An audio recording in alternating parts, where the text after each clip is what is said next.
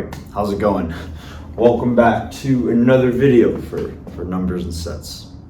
So far, up until this point on the section with real numbers, what we have been doing in the last couple of videos now has been around both sequences of real numbers and series of real numbers.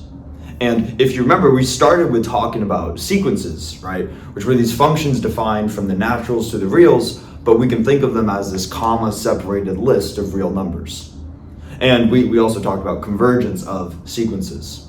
And that is interesting in its own right, but also we used sequences to help us understand what series are, right? Where we first talked about these partial sums, and then we can create a sequence from partial sums, where the nth element of a sequence is simply the sum of the first n different numbers in a given sequence. And then what you can do is you can get a limit of that sequence, and that is what gives you a series. And that's how we can define sums of infinite numbers, assuming that the summations exist, right? So that's kind of how we use sequences to help build on series.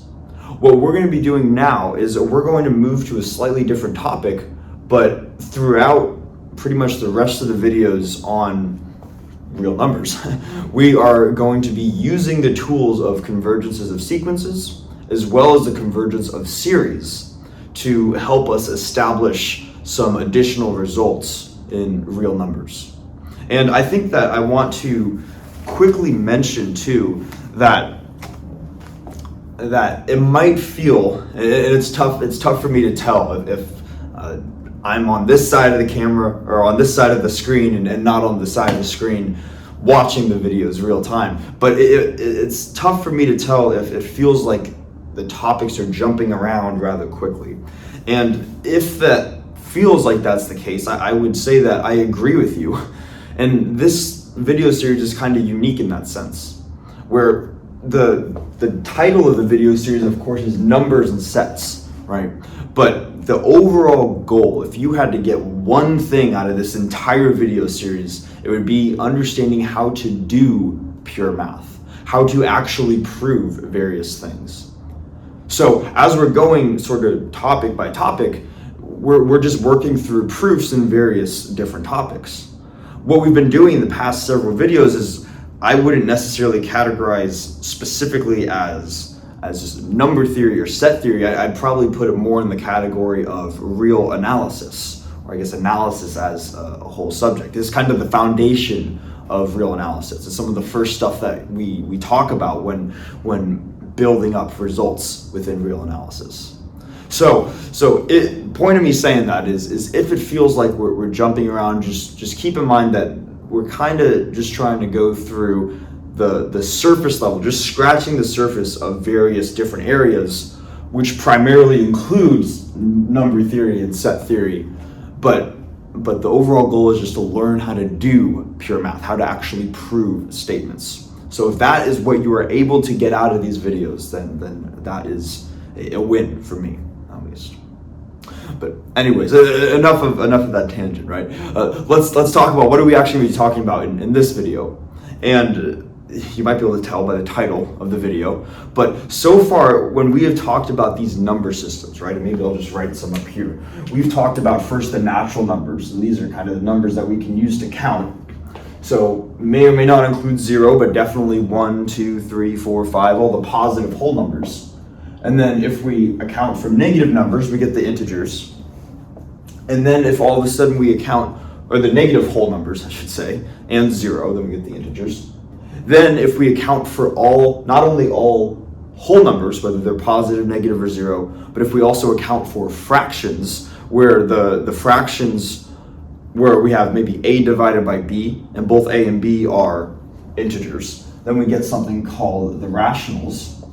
So slowly building on our sets, and then something even larger than that, which what we've been talking about throughout this section, is the real numbers. So it might seem like these might be the 4 number systems, based off of that's what we've talked about so far. But there's a whole class of numbers that are worth studying, and they can be definitely tricky to work with, but also some of the most well-recognized numbers, outside of maybe the whole numbers, fall under a different class that is not necessarily within any of these first three, but is contained within here.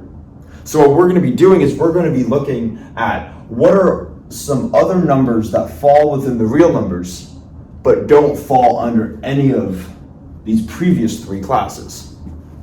Okay, and those numbers have a name. Those numbers are called irrational numbers. Okay, so what we're going to be doing in this video is we're going to be talking about first what an irrational number is, and then how to show that a real number, is irrational, and going through probably one of the most common examples at the very end. So first things first, let's just talk about what an irrational number is. So I'm just going to write that definition out here, and then we'll go through that.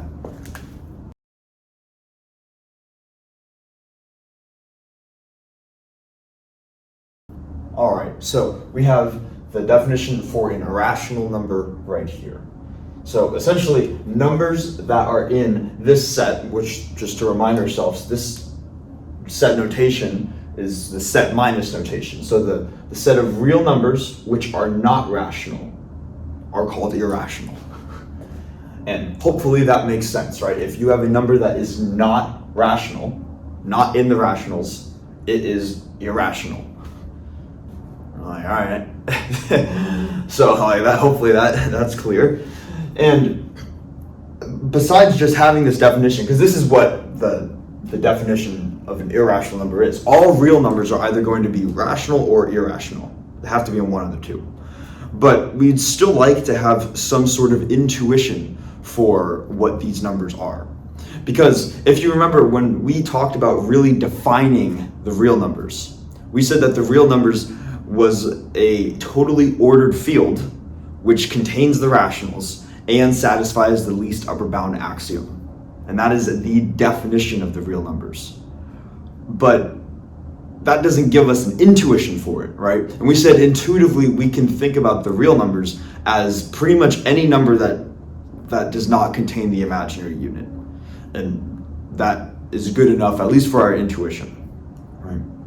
So how can we think about these irrational numbers, right? Because just saying that an irrational is something that's not rational, we're like, all right, sure, but that doesn't really give us maybe the satisfaction of picturing something in our head when we say the word irrational number.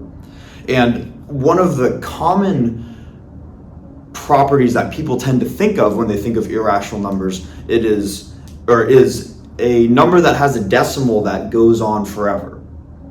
So what I would first ask is, or what I'd like you to ask yourself is, do we think that is a good enough way to intuitively understand what an irrational number is? A number with a decimal, with numbers that after the decimal that just go on forever. And the immediate answer to that is, well, kind of.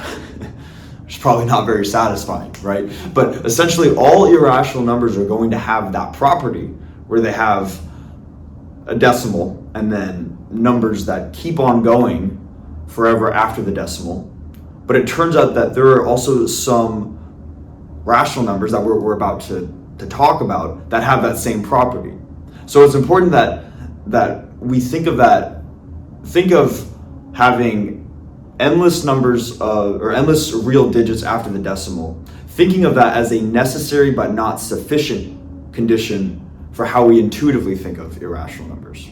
So what I'm going to do now is I'm going to write out another type of number that is also has an infinite number of digits after the decimal, but as we're going to soon find out, it also happens to be a rational number.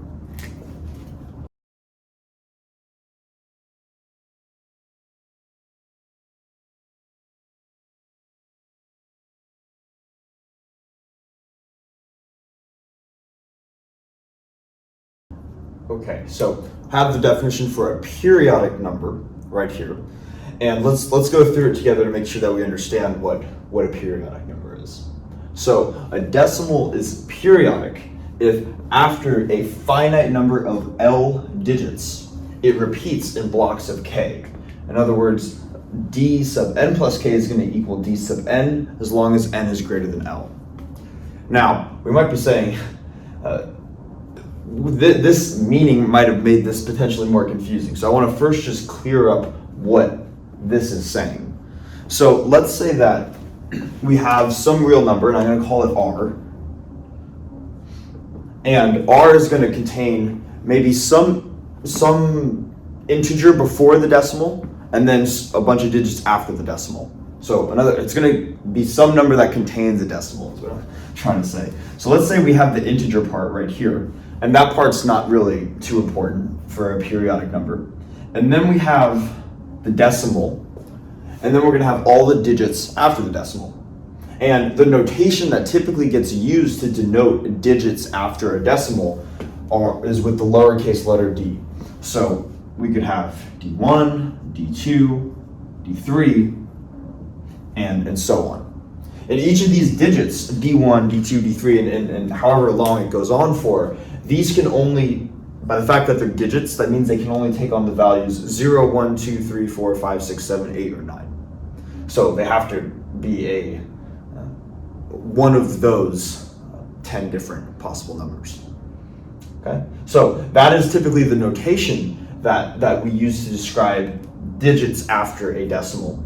And what this condition is saying is that we can have the first L digits after this decimal be whatever we want them to be. They could be all the same, they could be completely random. In the general case though, let's say that these are completely random and there's no real pattern to them for the first L. So we could count the first L. We could say we have D1, D2, D3 and count all the way up through DL. And these can be whatever we want. As long as D sub L as long as L is a finite number. After a finite point of potential randomness, we then get to a point where we have consistent blocks of k digits long. So what that means is that once we reach this point, then we start to have a repeating pattern. And by repeating, we tend to refer to that as periodic. At least in physics, when we talk about the period of something, it's the amount of time it takes for something to move from a certain location and then return back to its starting position. So repeating and periodic kind of have the same meaning or similar meaning, at least I should say, in math as well. So an example of this is if we set k to be 4, so maybe we have a repeating block of 4 digits. Maybe those digits are, it doesn't really matter, I'll say 6, 3, 2, 8. If we have a repeating block of k equals 4 digits, that says that after this block of 6, 3, 2, 8, we're going to just repeat that. Then we're going to have 6, 3, 2, 8, 6, 3, 2, 8, and this is going to keep on repeating infinitely, 6, 3, 2, 8, and so on.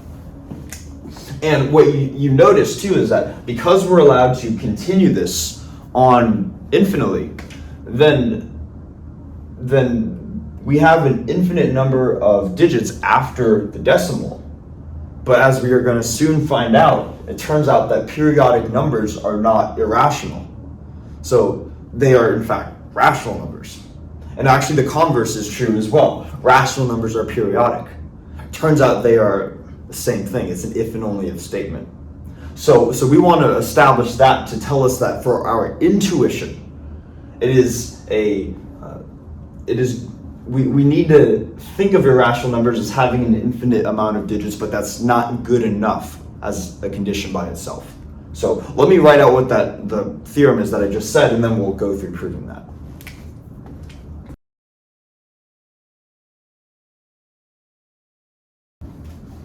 All right, so we have here that a number is periodic if and only if it is rational. So we need to prove this statement both ways because this is an if and only if statement. And it doesn't matter which way we start with, but maybe we'll start by proving it forwards by saying if it's periodic, then it is rational. So maybe let me just write that out here real quickly.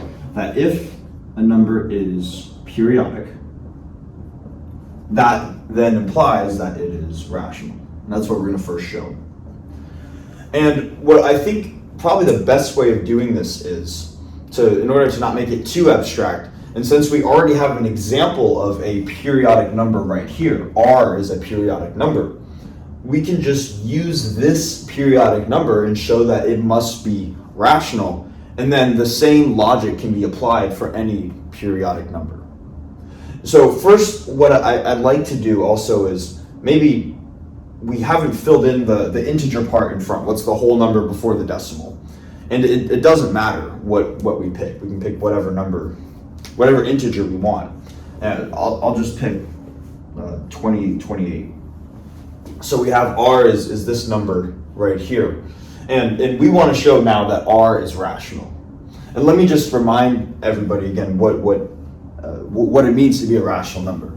So if we have a number q, and q is equal to a divided by b, where both a and b are integers, then we would say that q is rational.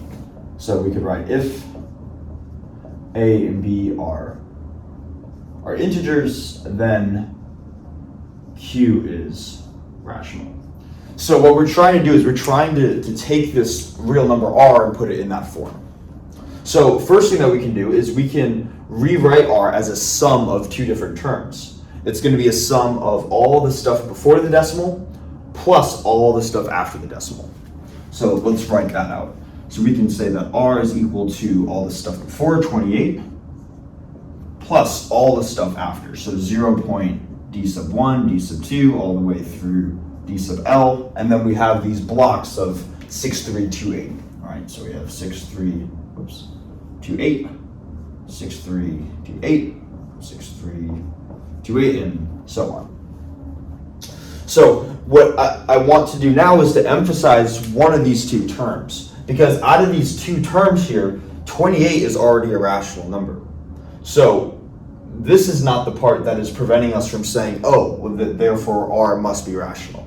It's all of this stuff after here. This is the part that we need to convince ourselves of that it is in fact rational. So the first thing that I want to do is to kind of work with the first L digits after the decimal. And again, these can be whatever they want. They can be random. So what I'm going to do is multiply both sides of the equation by 10 raised to the L power. And when I do that, this is what I'm going to get. I'm going to get that r is going to be 10 to the L, or 10 to the L times r is equal to 10 to the L times everything else. So 10 to the L times 28 plus 10 to the L times this, and 10 to the L times this is just going to move the decimal over to the right L different times. So this is going to give us D1, D2, all the way through DL. And then we're going to have a decimal, and then we're just going to have the repeating blocks of 6, 3, 2, 8. So 6, 3, 2, 8, 6, 3, 2, 8, and that repeats. Okay. I realize there are quite a few dots here too. So these are supposed to be the saying D1 up through DL. This is the decimal, and then it continues. Okay. Now, what we can do is we can basically take this block right here and rewrite this block, because that is now the part that is preventing us from saying, oh yeah, that is a rational number. And what we can do is we can say, all right, well, this quantity right here can be written basically as a summation of an infinite number of terms, because the decimal repeats infinitely. And hopefully we remember what a summation of an infinite number of terms is called, and that is a series. That is what we were talking about in the last video.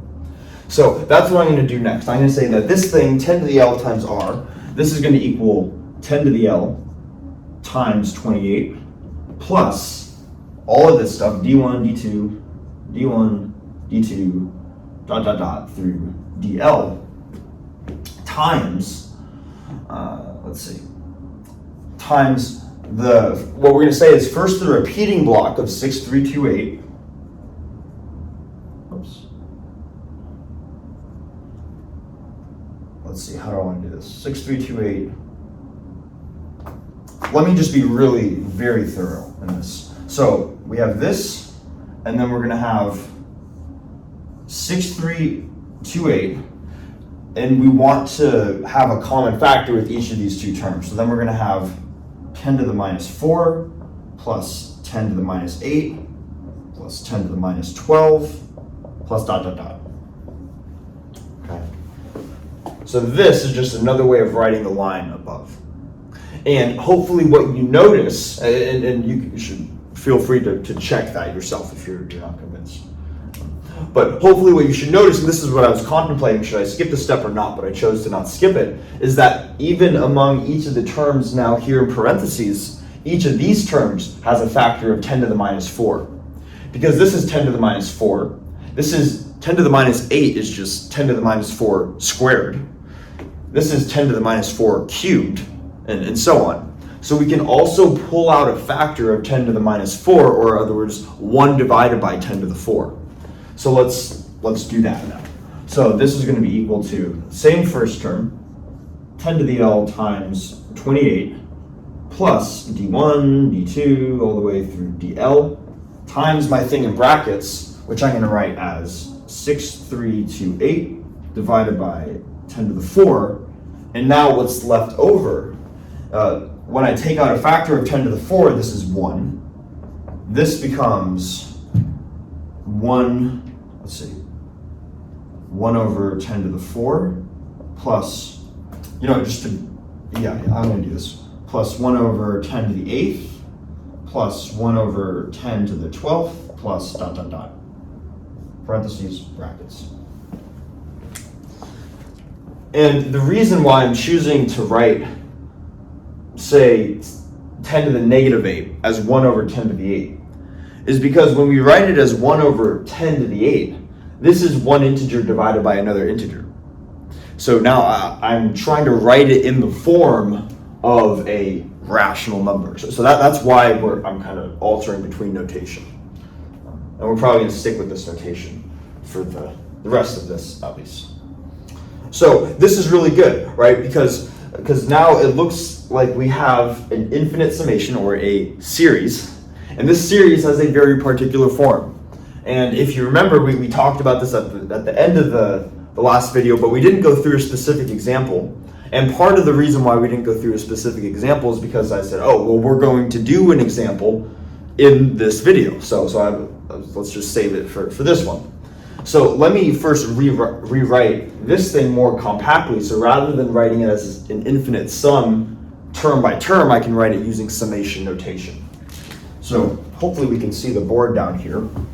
This is going to be 10 to the L times 28, same first stuff, plus all of the stuff before the parentheses, that can just get factored out as a single thing. So then we have plus d1, d2, dot, dot, dot, dl, whatever that number is, times 6328 divided by 10 to the 4. And then here I'm going to have a summation going from n equals 0 up through infinity of 10 to the minus 4, or let's do this, 1 over 10 to the 4n. Okay? And you should convince yourself that this summation is just a compact way of writing the thing in parentheses. And the reason I wanted to write it this way too is, maybe I should even, it's all the same thing. This is a geometric series. That's what I'm trying to get at. This is of the form, maybe let me just write that quickly up here, just to remind ourselves, because I know we only mentioned it at the end of the last video, that a geometric series can be written in the form sum going from n equals 0 to infinity, some factor out front, some real number, and that's what this guy is, the d1 through dl, times 6328 divided by 10 to the 4. And then we had this r to the n factor, some factor that is less than 1 and is raised to various powers. We could have rewritten this guy as, I want to just do this maybe up here real quick, 1 over 10 to the 4n is the same thing as 1 divided by 10 to the 4 raised to the n. And we see that 1 divided by 10 to the 4, this is less than 1, and it's raised to the nth power. So that acts as our R factor. So this is how we can start to use some of the tools from the last video to, I'll keep that up there, to recognize and help us figure out patterns. So because this is a geometric series, we know that the series converges. And we showed in the last video that it converges to a specific value. If this geometric series specifically is going to converge to a divided by 1 minus r. And that's what we spent the last video proving. So what that means is this is really nice because we can just replace the generalized symbols here with what we have right here, and then we'll essentially be done. So really hoping we can see this. I'm not positive if we can see the very bottom of the board. Let me just write it over here, and hopefully this isn't too confusing, but we're basically done up until this point. So let's see. So this whole thing is going to equal 10 to the L times 28 times 28 plus, this is our A, so it's going to be this thing right here. So we're going to have D1 through DL, let's make the L a little bigger, D1 through DL, times 6328,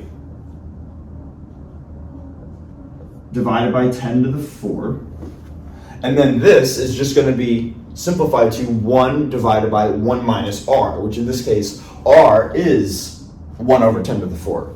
So this is going to equal 1 divided by 1 minus r, or 1 divided by 1 minus this thing. So 1 over 10 to the 4. Hopefully. I know I'm really encroaching on other parts of the board here, but hopefully we can see that's the case, that's what that simplifies to. And this is really good. We're essentially done at this point. And the reason why is because this whole thing is equal to, if you remember, 10 to the L times R. So the left-hand side is still 10 to the L times R. But we could just divide 10 to the L over to the other side. And when we do that, we're going to see that if we were to simplify this out, which we could just doing standard algebra, right? That everything we're going to get, well, if we divide 10 to the L in the first term, we just get 28. That's an integer, so that's good. And then in the second term, we have a bunch of things here that are integers, divided by 10 to the 4, which is an integer, divided by 10 to the 12 to the L, which is an integer, divided by whatever this thing is, which can be simplified to an integer, right? You get a common denominator between, this is 10 to the 4 minus 1 divided by 10. So this is 10 to the 4 divided by 10 to the 4 minus 1. Integer divided by an integer, right? Point is, everything can be written as an integer divided by another integer. Therefore, it is of this form, so any periodic number must be rational. Kind of cool, right? Now, this is only one half of the proof, right? This is only showing that periodic implies rational. We still need to go the other way and show that rational implies periodic. But I am clearly out of board space, so I'm just going to probably erase what we have. I'll rewrite the theorem statement up at the top so we didn't forget what the theorem is saying, and then we'll prove the other half next.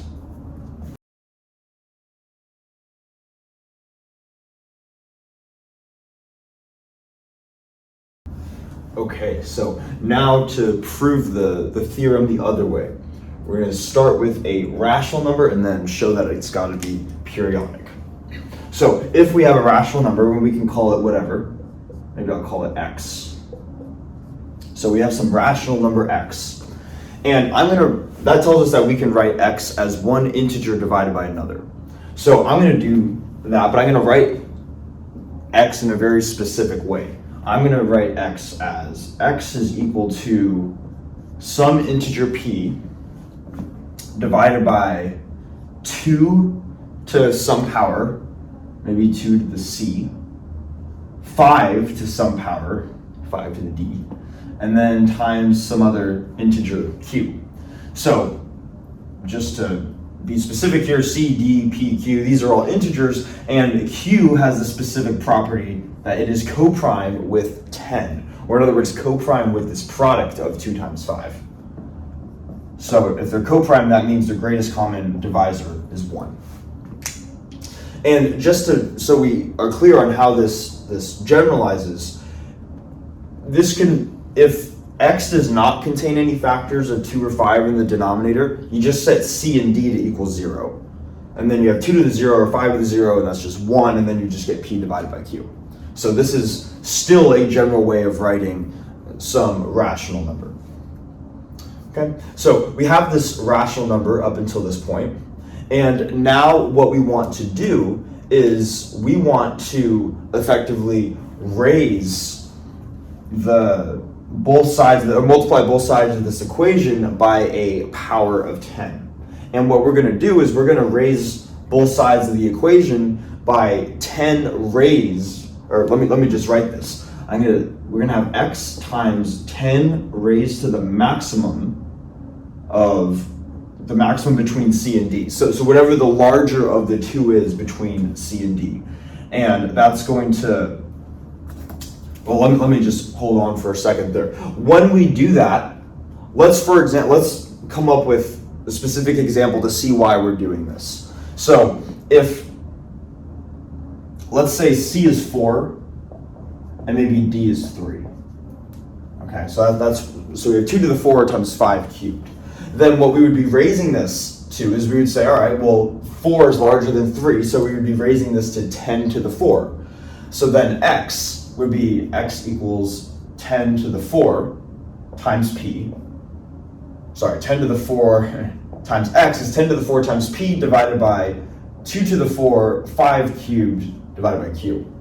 And we can rewrite 10 to the 4 as 2 to the 4 times 5 to the 4 times p divided by 2 to the 4 times 5 to the 3 times q. Like this. And then by writing it this way, hopefully we can see that by choosing to raise it to 10 to whatever the larger power is, we're going to cancel one of those factors, the larger of the two factors, and then with the other factor, the one that's smaller, we now have a greater power of this number, 5, in the numerator compared to the denominator. So this can get simplified to just 5p over q. So in the general case, this is a specific example, of course, right? But in the general case, if we take x times 10 raised to the max between c and d, we can write this generally as some new integer a, whatever 5 times p is, let's call that a, divided by q. And even more generally, we can write this as, because this could be a fraction where a is larger than q, we could write this as n plus maybe b over q, where n is a whole number. So like if this is 12 divided by 5, then this would be 2 plus 2 over 5, right? Mental math on the spot is never my strong suit, but 2 plus 2 over 5. So we could rewrite this product like this or like this, and the condition on this additional fraction b over q is that we need to have that 0 is less than or equal to b, which is less than q. We could have the case where b is 0, and in the case where b is 0, then this is just a whole number. So that would be if we had like 10 over 5 and then n is just 2 plus 0. Okay. So it's a lot of manipulating, but really all we've done is we've started with some rational number, x, multiplied it by a convenient power that allows us to rewrite it in this form where we have this condition. Hopefully that makes sense. Now, what we are going to do is we are going to go all the way back to the section on modular arithmetic, and we are going to talk to our friend, the Fermat-Euler theorem, because it is going to come in helpful, it's going to be handy right now.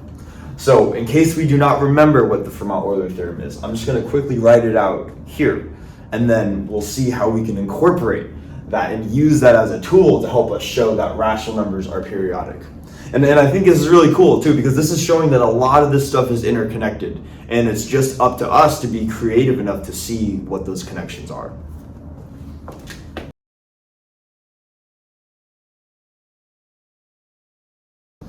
All right, so Fermat-Euler theorem says that if A and M are co-prime, in other words, the greatest common divisor is 1, then A raised to Euler's totient function applied to M is congruent to 1 modulo M. Right, there's the good old friend Euler's totient function, which is like the unit counter, right? It counts the number of integers that are co-prime with M. So we are going to use this right now, and we're going to use this because we conveniently have this condition right here. A comma M is congruent to 1, or is equal is equal to 1. We also have that Q comma 10 is equal to 1. So what that tells us is that just by applying the Fermat-Euler theorem, we then know that 10 to the phi of Q is congruent to 1 mod Q. All right? Or in other words, hopefully we remember there are alternative ways of writing this, so it's not in congruence notation, where we can say that Q, the modulus, divides the difference between the left-hand side and the right-hand side. In other words, some integer multiple of Q is equal to this minus this. So I can write that whatever we have, some integer K times Q is equal to 10 to the phi of Q minus 1. Okay. Now, how does this relate to what we have up here? Well, what we can do is we can take a look at this part of our number, of our rational number, x times this power of 10. And we want to do that too, right? Because what we're trying to do is to show that it is periodic, and the periodic condition, what it means to be periodic, is that the stuff after the decimal follows a specific pattern, which is what we were talking about earlier in the video.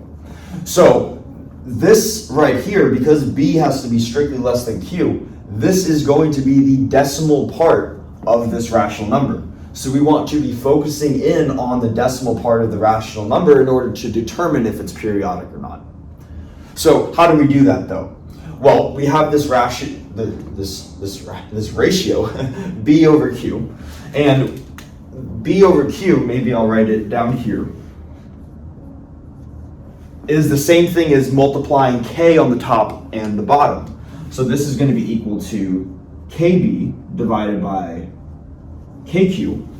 And we have a convenient expression for KQ, which is right here. So this is going to equal KB divided by this guy instead, divided by 10 to the phi of Q minus 1.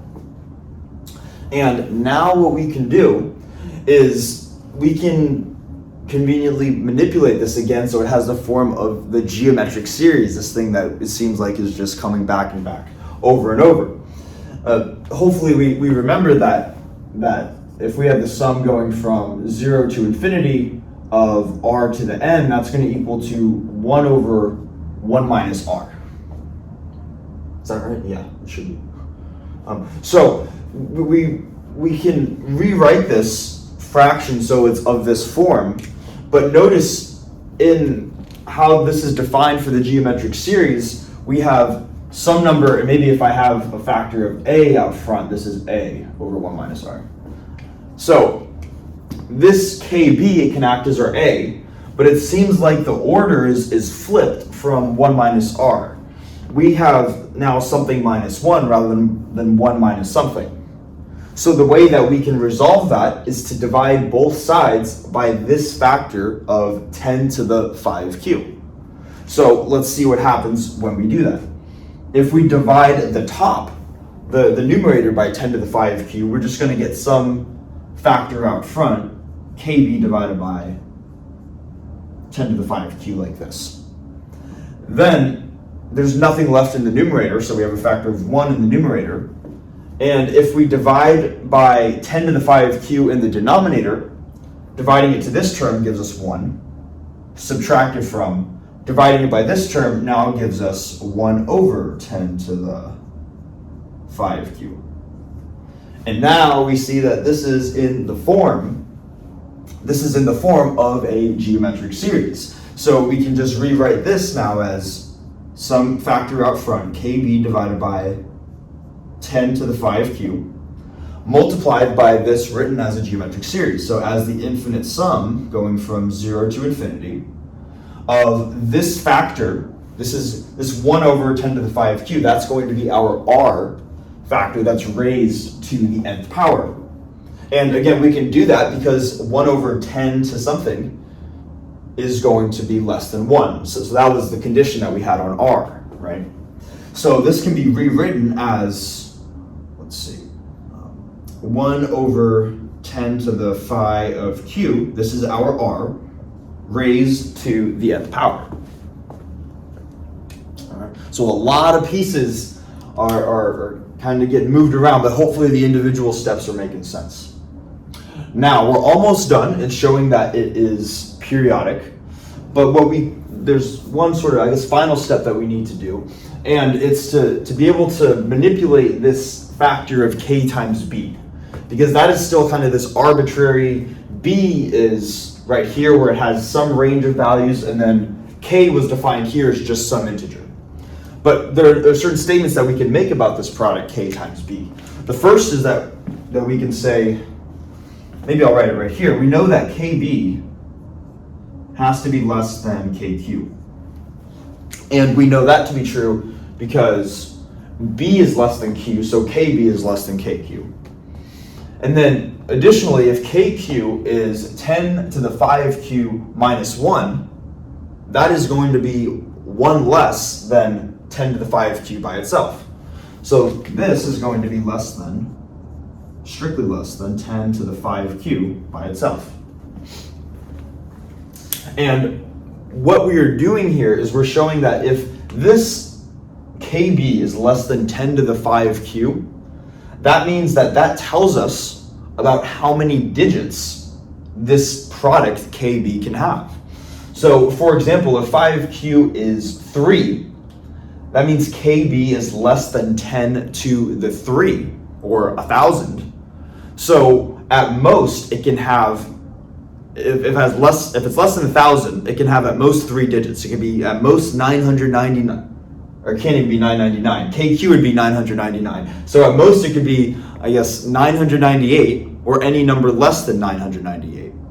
But hopefully we recognize that any number in between 0 and 998 can be written as 3 digits, where 3 we said was phi to the q. So generalizing that, what that tells us is that kb can be written generally as phi of q in different digits. Okay, and let's see. Hopefully that makes sense too. Let me just say one more example. If this is 10 to the 3, and kb has to range in between 0 and 998, then, like, let's say k times b is 5, for example. It can still be written as 3 different digits when 5q is 3, as 005. So even in the case where you could write it as a single digit, there is a way of generalizing it so it can always be written as however many digits this is, 5q.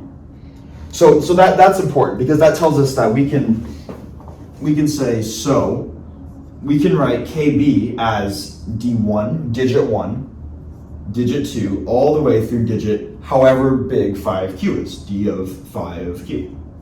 Where each of those d's, those are just digits that range from 0, 1, 2, 3, all the way through 9. Okay, so we're almost done at this point, and there's a lot of stuff going on, right? But it's really interesting in making all these connections. What we can do now is we can say, all right, let's plug in whatever these digits are into here, and maybe let's do this down here. So we have, this is a giant equality chain, right? So the whole thing, b of q is equal to all of this. So b of q is equal to kb, which we're going to write like this. So we're going to have our digits, d1, d2, all the way through d of 5q. divided by 10 raised to the 5 cubed. And then we have, this series right here, this geometric series, 1 over 10 to the 5 cubed raised to the nth power. And I think what I'm going to do is, rather than keep it in summation notation to just see how this is going to translate, I'm just going to write out the first couple terms in the summation. So this sum right here, put this in brackets, this is going to be equal to 1 plus 1 over 10 to the 5 of cube plus 1 over 10 to the 2 5 cube plus 1 over 10 to the 3 5 cube, and so on, right? So this is going to continue onwards.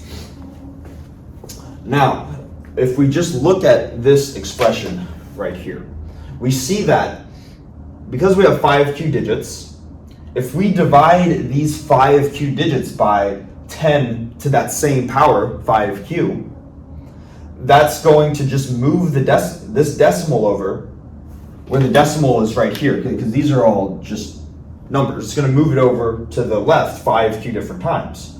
So this thing that is out front right here, and I really hope that we can still see this, this is 0 point d1, d2, all the way through d5q. That's what the term on the outside of the brackets is.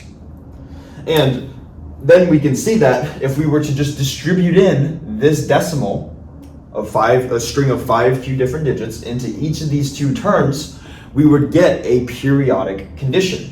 We would get that, if you remember in what it meant to be a periodic number, we said that there are blocks of k. In this case, the blocks that are k digits long, that, I think, what was it, I don't remember what it was. It was like 2, 6, 3, 7, 2, 6, 3, 7, whatever those repeating numbers were. That's what these guys are right here. K was equal now to 5q. So this is the 2, 3, 6, 7, 2, 3, 6, 7, or whatever we said it was. And this shows that it is a periodic number. Therefore, a number is periodic if it's rational, and a number is rational if it's periodic. Prove the theorem. Long one, but I really like this one. It's just incorporating so many different components, and it all works out really nicely. So, what does all this mean? Because this is kind of the main takeaway that we need to get, is that a number is periodic if and only if it's rational. Because the video is on irrational numbers, what we have just shown is that another way of writing rational numbers is by referring to them as periodic numbers, is by referring to them as these numbers that have repeating blocks, infinitely repeating blocks after the decimal.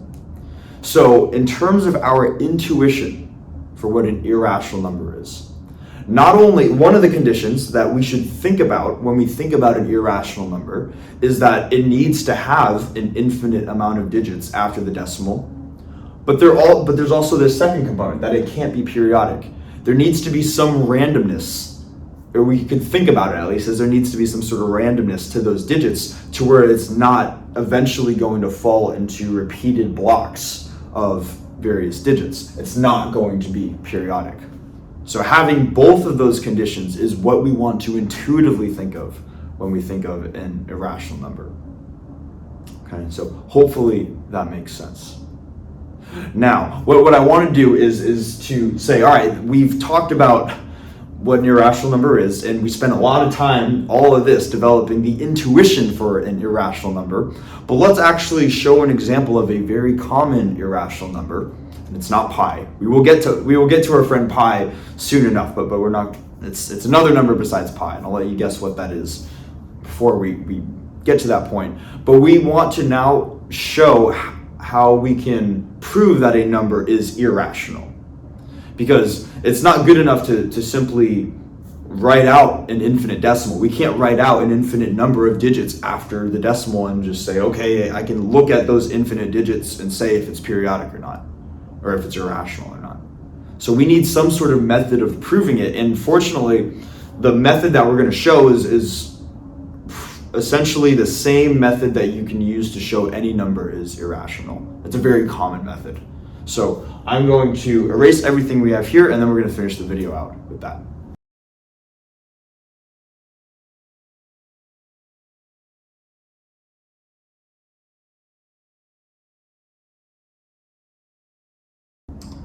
Okay, so this is like one of the other most commonly referred to irrational numbers that's not pi, right? And this is Euler's number. The number that can be defined, it's written as the letter E, and it can be defined as this series right here, where the series is 1 over n factorial, or it has 1 over 0 factorial, or 1 plus 1 over 1 factorial, plus 1 over 2 factorial, plus 1 over 3 factorial, and so on. And this is like the famous number that gets used in the exponential function. It's like calculus students' favorite function because of how easy it is to differentiate and integrate, right? And it roughly has this value of 2.718, but the digits keep on going after this decimal, and it needs to in order to be irrational, right? So what we'd like to do is we'd like to show that this exponential number, or Euler's number, is an irrational number. So how do we do that for Euler's number and also just for numbers in general? What we always do, or I shouldn't say always, because it's just all the cases I've worked with at least, involve a proof by contradiction. So you assume the opposite, and let's do this. So we're going to assume the opposite, that E is in fact rational. So if E is rational, then it can be written in this form right here, one integer divided by another, P over Q. And more importantly, we know that E is not an integer, right? So it's like this 2.718 number or whatever.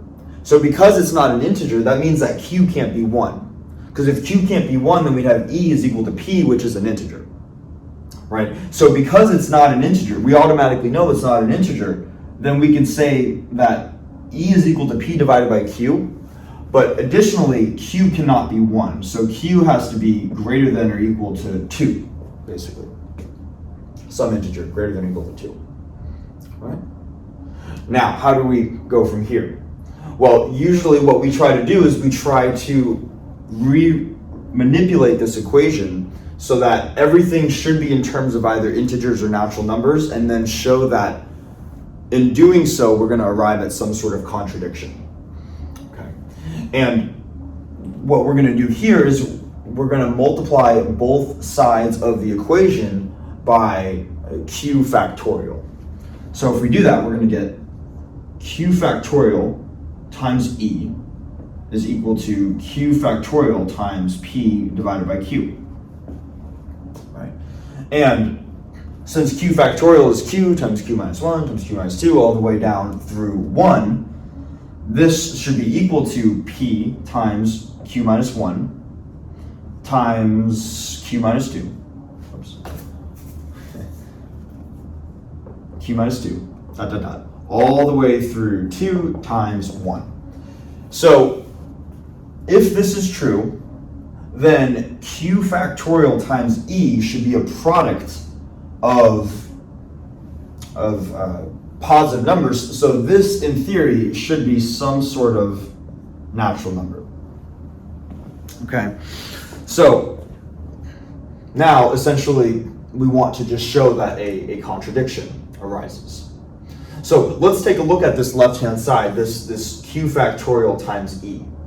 And let's see, what I'm going to do is I'm going to rewrite Q factorial, or not Q factorial, but I'm going to rewrite this as Q factorial times the definition of Euler's number, which is this series right here. And for the people that are familiar with calculus, this is simply just the Taylor series for the exponential function, right? Centered around 0. Anyways, I'm going to replace E with this summation right here. So when we do that, we're going to get 1 plus 1 over 1 factorial, also 1 plus 1 over 2 factorial plus ... And I'm going to, this summation goes on infinitely. right? So this is going to continue all the way up through 1 over q factorial, but it's not going to stop at q factorial. It's going to keep on going, right? So then we're going to have plus 1 over q plus 1 quantity factorial plus 1 over q plus 2 quantity factorial, and then this will continue infinitely. Right. So just rewriting the exponential number, or Euler's number, as this right here. Now, the reason why I conveniently chose even to not just write dot dot dot, but to also include some of these terms right here, is because if we distribute now q factorial into each of these terms, we're going to see that there's going to be a break right around this point in terms of how these numbers look. So with the first, if I were to distribute q factorial in here, I'm going to get q factorial plus, this is just 1, so also q factorial plus q factorial over 2 plus, and this is going to keep on going all the way through q factorial over q factorial, which is also just 1, right? Plus, and then we're going to start to look at some of these terms right here, and I'm going to break this up. So then we'll just write q factorial over q plus 1 quantity factorial plus q factorial over q plus 2 quantity factorial, and so on, right? Now, for these first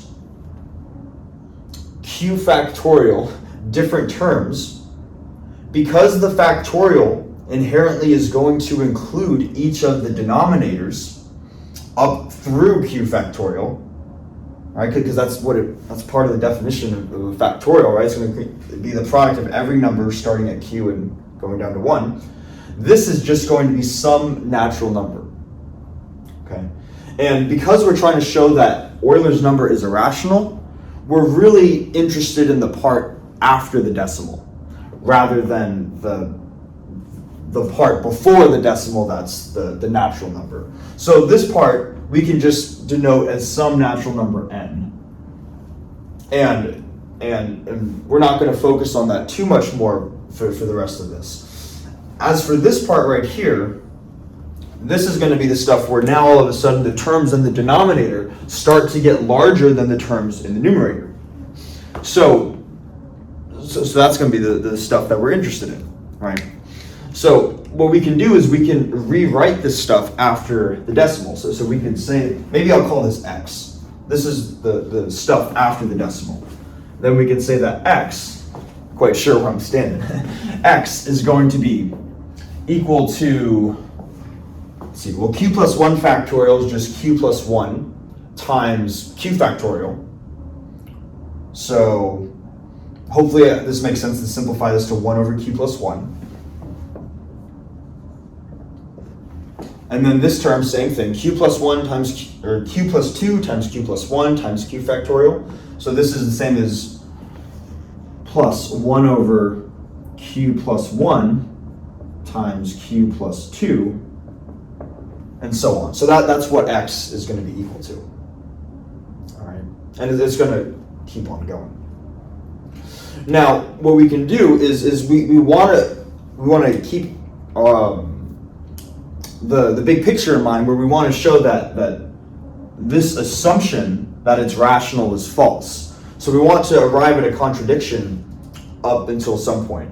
So what we're going to do is we're going to compare this infinite sum of terms to another expression that has an infinite sum of terms in it. So we're going to say that x is equal to this. Hopefully you can still see me down here.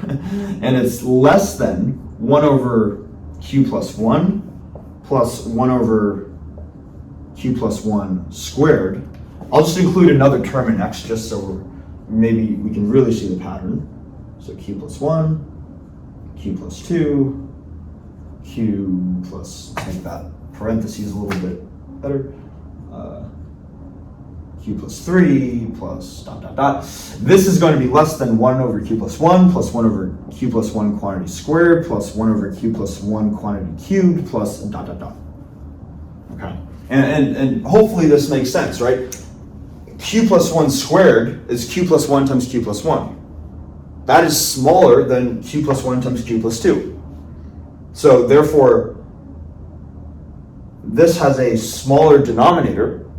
So that means this term, 1 over q plus 1 squared, is larger than this term. And the same logic is going to apply to every subsequent term after that.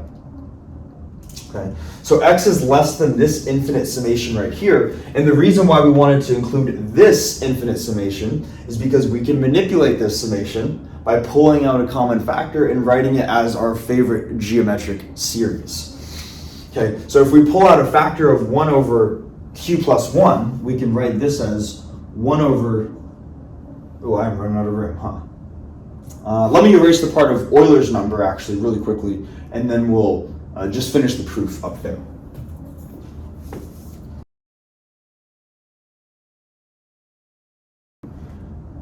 Okay, so x is going to be less than this infinite sum right here. And if we pull out a factor of 1 over q plus 1 from each of these terms, we're going to get 1 over q plus 1 times, let's see what we get.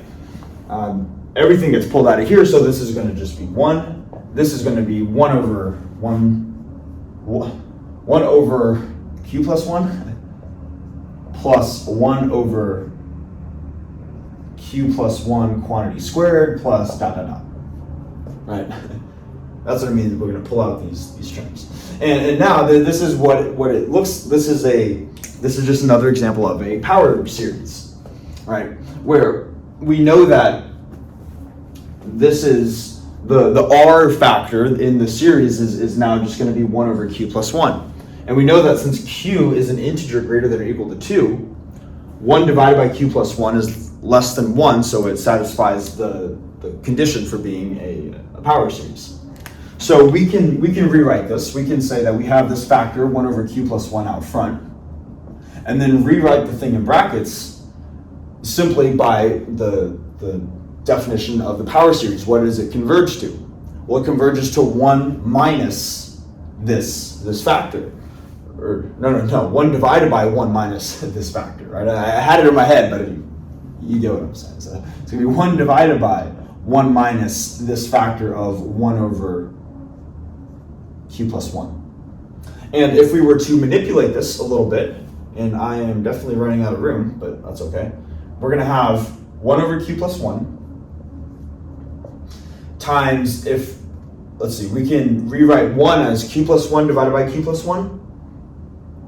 And then, so we're going to get 1 divided by, I hope I can skip some steps. This is algebra, right? So this becomes q plus, here. I wouldn't if I had more room, but this becomes q plus 1 divided by q plus 1. Then we have q plus 1 minus 1, so those cancel out. And then the q plus 1 factor down here in both terms goes to the numerator. So we get q plus 1 divided by q. And then the q, hopefully we can. Then the q plus 1 factor right here cancels with the q plus 1 factor right here. And what we're left with ultimately is just 1 over q. Okay. And we're now at this point where a lot of stuff is going on, but x, let's keep in mind what the big picture is. This number, q factorial times e, should be a natural number if this assumption is correct that it can be written in the form p over q. And if this quantity right here that I will circle, if that quantity is a natural number, well, we just showed that it could get broken up into two components. It could get broken up into a factor of n and a factor of x, where n, we already established that is some natural number, so that's okay. But what about this x right here? Well, we said that x is less than a lot of stuff, but ultimately x is less than 1 over q. Because x is less than this summation, which simplifies to 1 over q.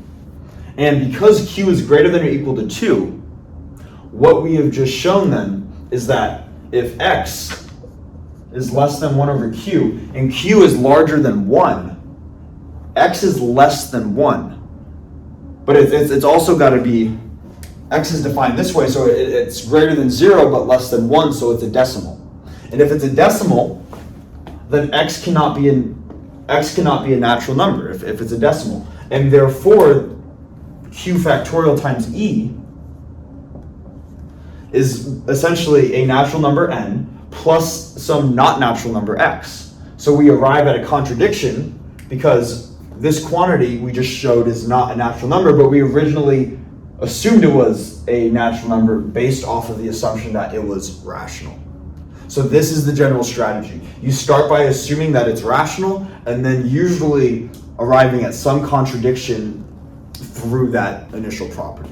And you'll see multiple problems like this on the I think at the end of the third problem set. Okay. So that is an example of how we can show that a number is irrational. But yeah, I think the video has probably gone on long enough, but I had a lot of fun making this video. Thanks so much for watching, and what are we going on to next? Okay, actually I'll leave it as a surprise. I know what we're going on to next, but you'll have to find that out in the next video.